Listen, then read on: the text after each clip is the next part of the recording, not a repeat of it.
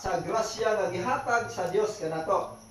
Kung may katakos kita sa pagwali sa mensahe sa Dios, himuon nato kini sumala sa pagtuo nga ania kanato. Versikulo 7. Kung may katakos kita sa pag-alagad, kinahanglan mag-alagad kita.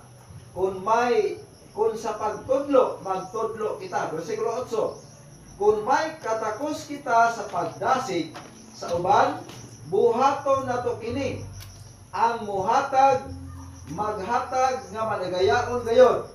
Ang mangulo kinahanglan magpugi.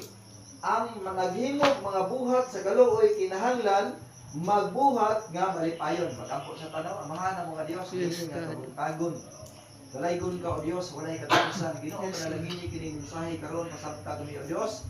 Ablihi ang matagusan namo kasi Ginoo, no? Atong sultihan sumala pa sa balaan niya kasulatan. Muna nga atong sultihan nga balik sa pagsimba, no? Atong gasigon aron sila magpadayon diya sa pag-alagad sa Ginoo. Ingon ang Biblia ang atong bato, no? Kung may katakos kita sa pagdasig, buhaton ta kini.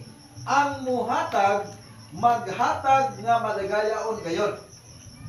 Diya sa atong simbahan, naagyapon natong iya sa paghatag, no? Pagdasig, pagwali, paghatag, pagtabang. No?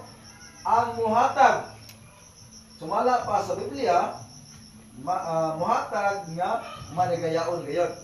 Ingon na, panapi naman sa pastor nga kirmilantang manghatag. Kining paghatag may igsoon, basahan na to ang 20:35 sa buhat.